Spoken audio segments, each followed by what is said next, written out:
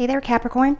Welcome to your tarot card reading for July 2023. Feel free to take with you whatever messages resonate and leave behind for others whatever does not.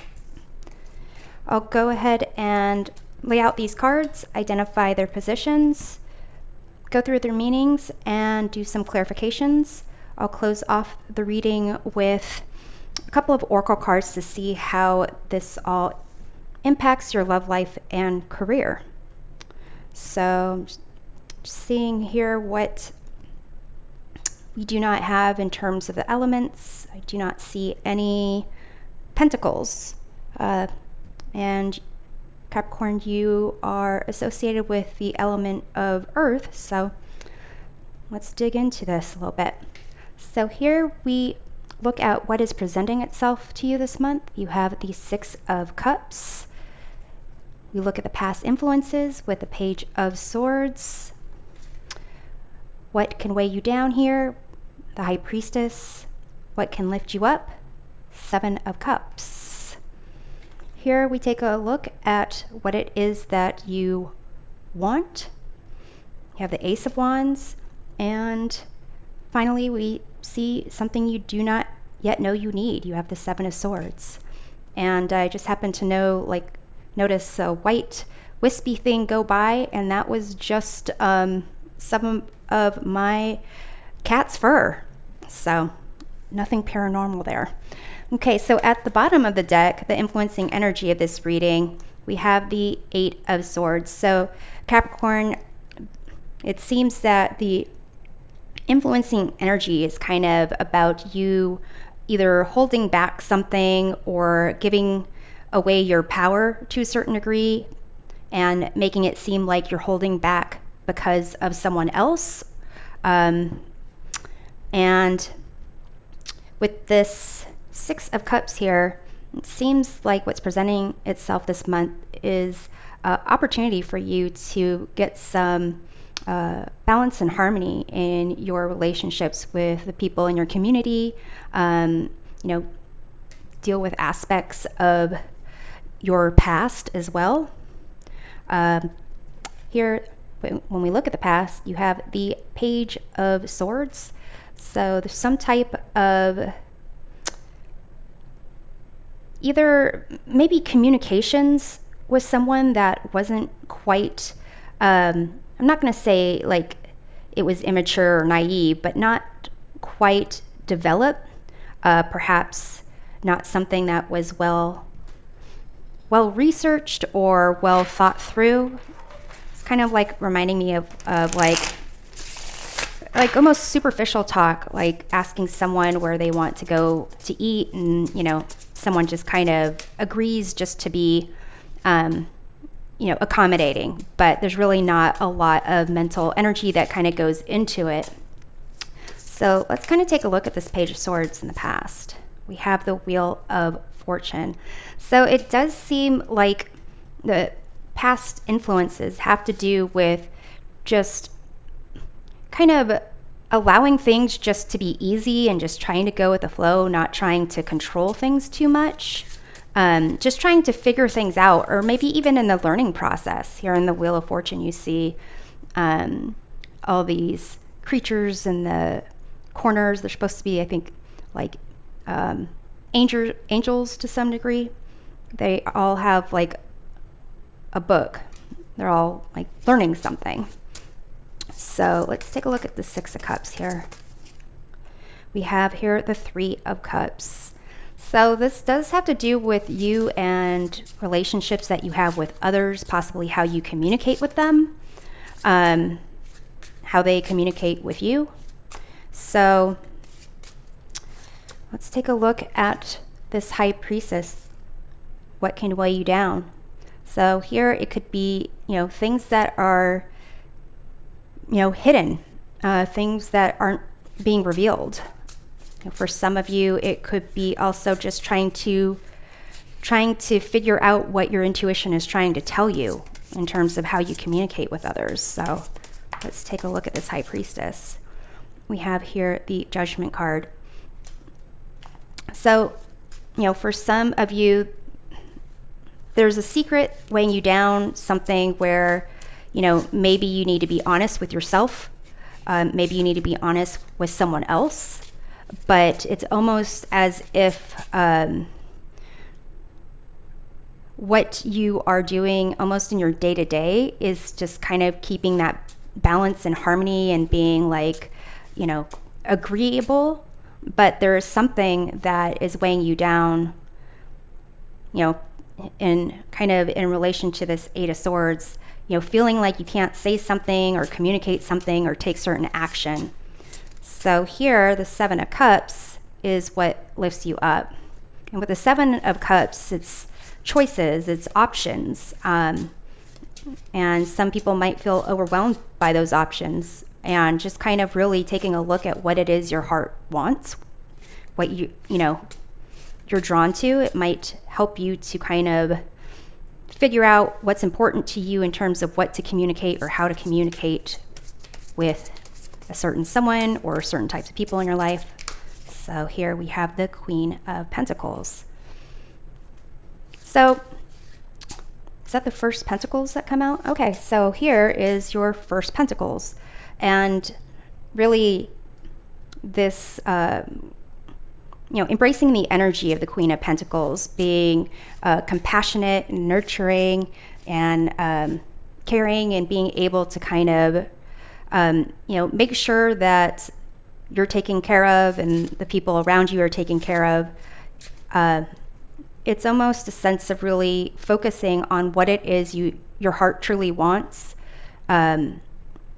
and nurturing that idea, nurturing that concept, and kind of building up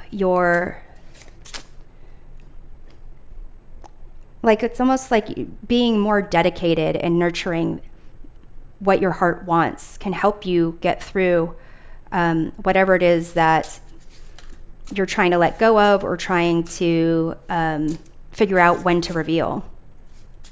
So let's see here with the Ace of Wands.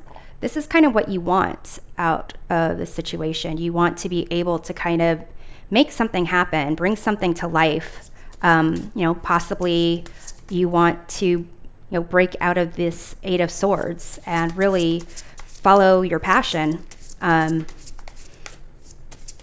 So let's take a look at this Ace of Wands. You have here the Ten of Wands. So it could be that what you want, you are feeling the excitement of it. You probably know that what you want is going to take a lot of hard work. And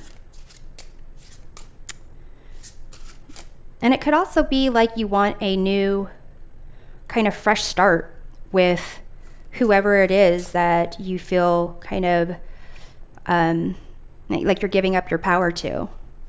Whoever it is that you feel like you need to keep something from or hide something from. And it doesn't necessarily seem that it's in a bad way, although you do have this kind of Seven of Swords. What you don't yet know that you need. This Seven of Swords is like the liar, stealer, cheater card, but it's almost a sense of you do need to approach whatever this is delicately.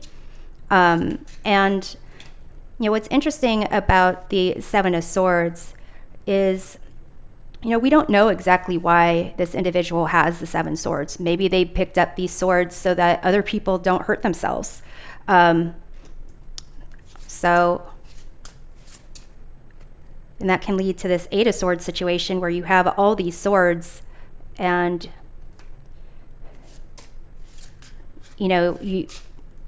it's almost like you're not really seeing the environment clearly, but so overly concerned about what other people might think or do or want that you are unable to be your true self. So let's take a look at the Seven of Swords here. We have the High Priestess again. So there's really some kind of something about secrets, something about really taking your time to reveal something, and really taking a look at what it is that you want, not necessarily how someone might react or how someone might interpret something. As long as you're kind of looking at what it is you want, following what your heart wants and nurturing that, and embracing that concept of being dedicated and loyal and nurturing about what it is your heart wants, that would be kind of like a good way to go. I do notice that on July 3rd, there is a full moon in Capricorn. And so that might be a good time around that time to kind of discuss things that emotionally maybe you're holding back on, or discuss, revealing whatever this is so you can kind of release it and let it go. But definitely that is your choice. So Capricorn, we're going to close off with a couple of oracle cards. We have Wisdom of the Oracles here. We're going to see first off how all of this influences your love life. We have To Be Fair, and let's see how it influences your career. You have this Serendipity card. Okay, so when it comes to your love life, this To Be Fair is equivalent to the Justice card, kind of a sense of balance, also a sense of honesty. And there's this owl up here. It's like, having knowledge, kind of seeing things from a higher perspective. It's almost kind of making me think of this Judgment card to a certain degree. So when it comes to your love life, it seems that you are definitely trying to, almost keep things like status quo.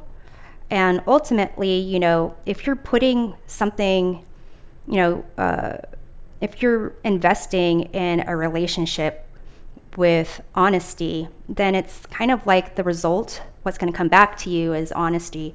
If you are kind of keeping secrets from someone, for whatever reason you think you need to keep secrets, then it's almost as if the other person might pick up on you withdrawing and holding something back and, keep secrets themselves. But since you're not discussing what it is that is being withheld, then it kind of gets into people's, minds over what to, almost like using secrets and communication as like a way to game play.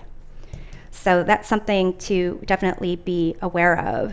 Also, in July on the 17th, there is a new moon in sensitive and dreamy Cancer that occurs in your 7th house of relationships, like one-on-one relationships. That includes committed relationships, business relationships, how you deal with people that you don't like even. So around that time, if you are like looking for